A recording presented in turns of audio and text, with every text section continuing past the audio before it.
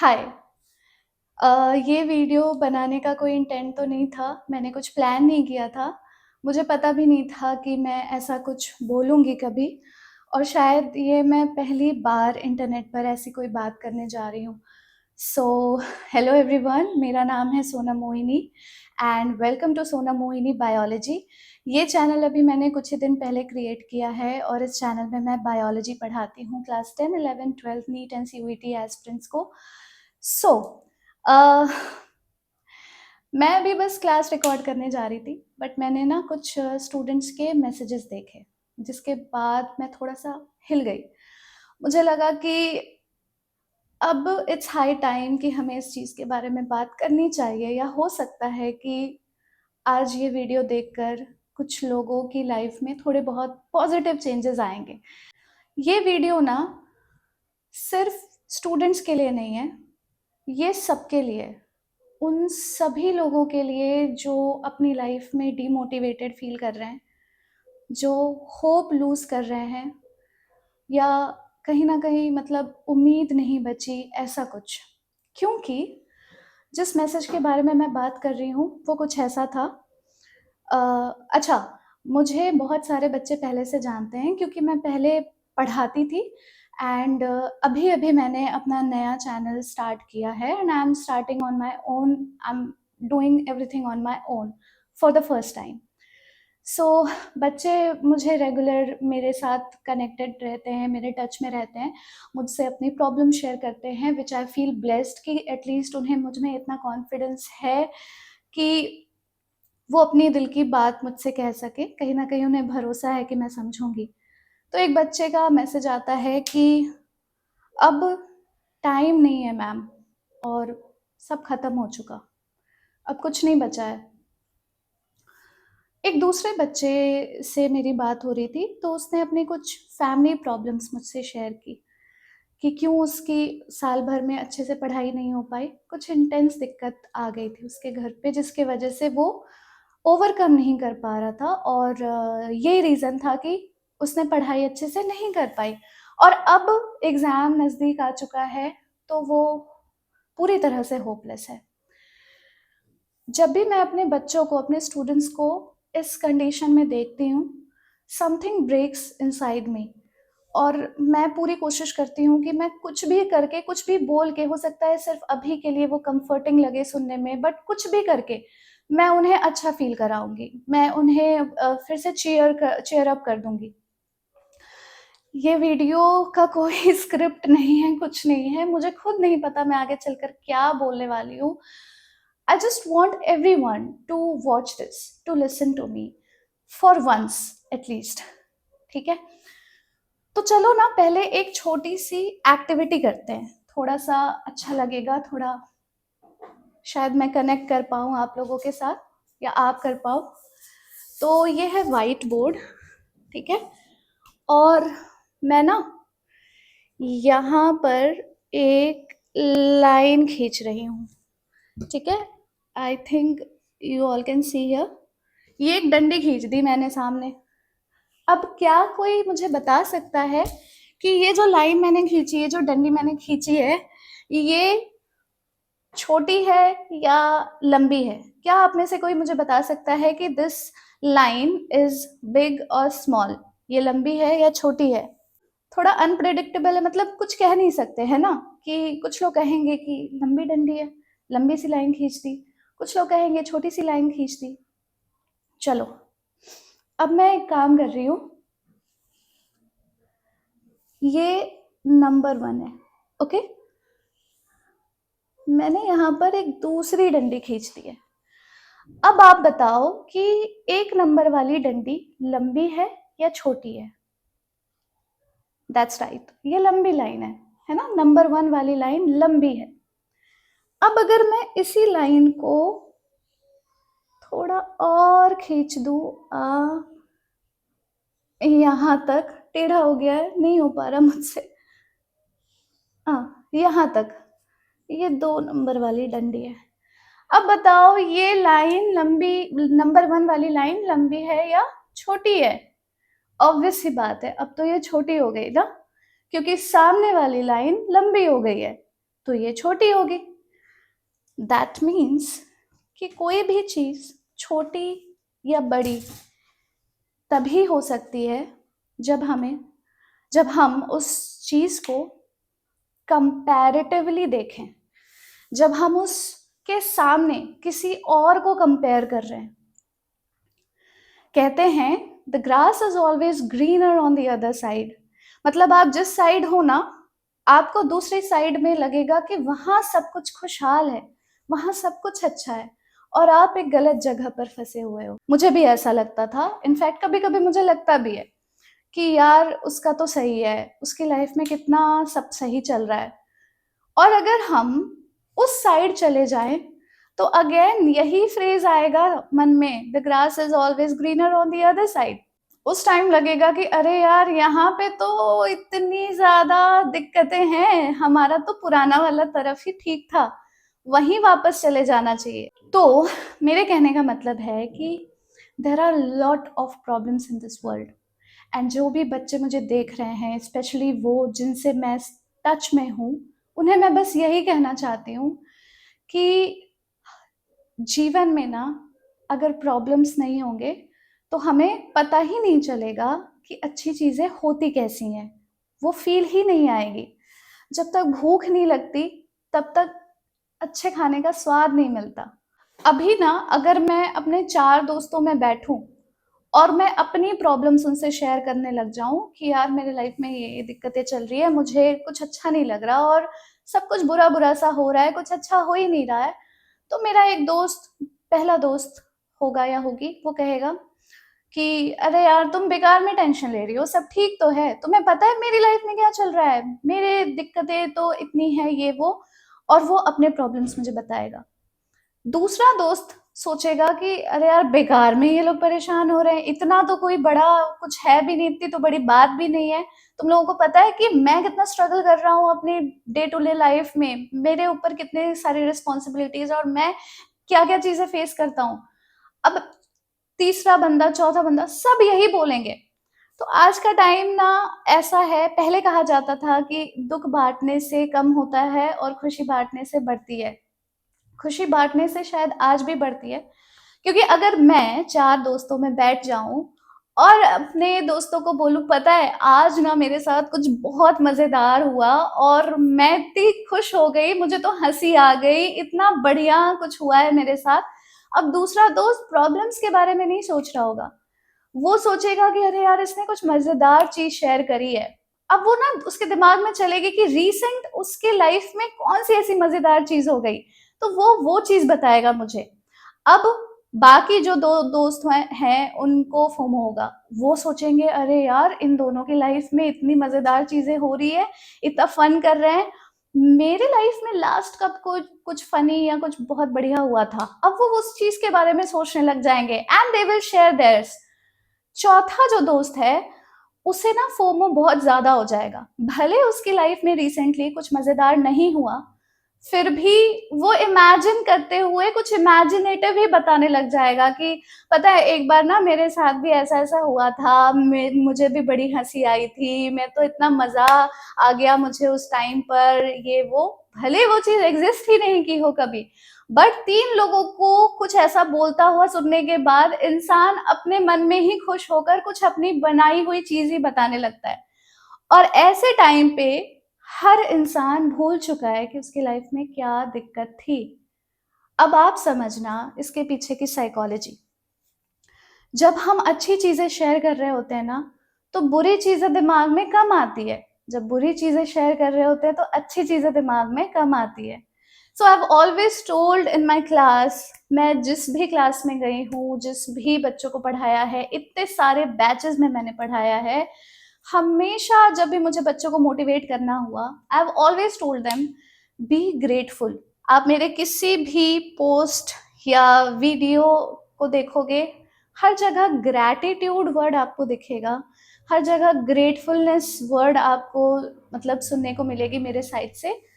We should always count our blessings. मेरे कहने का मतलब ये है, अगर अभी आपकी लाइफ में प्रॉब्लम्स हैं और अगर आप ये मेरी वीडियो देख पा रहे हो, यानी कि आपके पास एक स्मार्टफ़ोन होगा या लैपटॉप होगा या टैबलेट होगा, इसी वजह से आप मुझे ऐसे देख पा रहे हो। और इनफैक्ट इंटरनेट कनेक्शन भी बढ़िया होगा, क्योंकि मैं इंटरनेट पर हूँ। अगर आपके पास ये 2 चीज़ें हैं, that means you are on the top 10% of the population and you don't even realize। अगर ये 2 चीज़ें हैं आपके पास है, यानी कि आपकी फैमिली एक वेल स्टेबल फंक्शनिंग फैमिली है। आपके घर वाले आपको अच्छा खाना-पीना दे रहे हैं। आपका पहनना-ओढ़ना बढ़िया हो रहा है। You are not having that crisis जो बहुत सारे लोग फेस कर रहे हैं आज के टाइम पे। Trust me when I say this, जो आपके पास अभी है ना, बच्चों, वो बहुत लोगों के पास है ही नहीं। वो सपना है कुछ लोगों का। And I am speaking truth. तो मैं ये नहीं कह रही कि आपका प्रॉब्लम कोई छोटा है। मैं ये कह रही हूँ कि आपका प्रॉब्लम उस डंडे की तरह है। जब आप अपने सामने वाले को देखते हो, जिसके प्रॉब्लम ज़्यादा बड़े हैं, तो आपको अपने प्रॉब्लम्स छोटे लगने लगते हैं। जब आप किसी को देखते हो जिसके प्रॉब्लम्स उतने नहीं है, जिसकी मस्त बढ़िया लाइफ चल रही है, तो आपको अपना प्रॉब्लम बड़ा दिखता है। अपनी इस डंडी को ना कंपेयर मत करो किसी के भी दूसरी लाइन से, ठीक है? कभी लाइन सामने वाले की बड़ी हो जाएगी, कभी लाइन सामने वाले की छोटी हो जाएगी। आपकी लाइन छोटी है या बड़ी है, यानी आपके प्रॉब्लम्स छोटे हैं या बड़े हैं, वो कौन डिसाइड कर रहा है? सामने वाले की लाइन डिसाइड कर रही है। सो दूसरों की लाइन पर क्यों तुम्हारी लाइन डिपेंड हो रही है? You are just unique in your own ways. ना तुम्हारे प्रॉब्लम्स किसी से छोटे हैं, ना तुम्हारे प्रॉब्लम्स किसी से बड़े हैं। And trust me on this, तुम कभी भी शुरुआत कर सकते हो, तुम कभी भी रीस्टार्ट कर सकते हो। अब मुझे देखो, मैंने 1.5 महीने पहले जॉब छोड़ दी। बहुत लोगों ने पूछा क्यों छोड़ दी, उसका भी जवाब मैं दूंगी इस वीडियो में आज। तो मैंने नहीं सोचा था कि मैं दोबारा पढ़ा पाऊंगी। मैंने नहीं सोचा था कि मैं थोड़ा नर्वस हो रही हूँ बताते हुए, क्योंकि इस तरह की बात मैंने कभी की नहीं है किसी से। मैंने नहीं सोचा था कि जो अभी मैं कर रही हूँ वो कभी भी मैं लाइफ में करूँगी इन फ्यूचर। ये बहुत ही रैंडम थॉट था और एक ही चीज़ थी मेरे पास, हिम्मत। ना जॉब थी, ना पैसे थे, ना कोई प्लानिंग, ना कोई स्ट्रक्चर, ना कुछ पता है कि क्या करना है अब आगे। एक ही चीज़ पता थी कि करना है और कर लूँगी। और उसी के सहारे 1 महीने बीत गए। 21 जनवरी को मैंने स्टार्ट किया था ये यूट्यूब चैनल। 1 महीने होने वाले हैं और अभी भी मेरे पास कुछ नहीं है। बट 1 महीने कैसे बीत गए मुझे पता भी नहीं चला। अभी मैंने रिसेंटली एक वीडियो में बताया कि बहुत दिन के बाद मैंने कल एक प्रॉपर क्लास वीडियो रिकॉर्ड की है। इतने दिन से मैं कुछ-कुछ चीज़ों की तैयारी कर रही थी, प्लान कर रही थी, सब कुछ कर रही थी, बट मैं रिकॉर्ड नहीं कर पा रही थी, मैं पढ़ा नहीं पा रही थी। और मैं क्यों नहीं पढ़ा पा रही थी, इसका रीज़न शायद मैं बता भी नहीं पाऊँगी। What I was feeling in these days, what I was going through, it's difficult to express, I mean. So एक दिन आ गया दिमाग में कि नहीं करना है। अभी देखो, बहुत बड़ी मैं स्टार टीचर बनी नहीं हूँ। बहुत सारे डिफरेंट प्लेटफॉर्म्स में मुझसे कई गुना ज़्यादा बेटर टीचर हैं, जो शायद मुझसे बहुत ज़्यादा जानते हैं, बहुत अच्छा पढ़ाते हैं।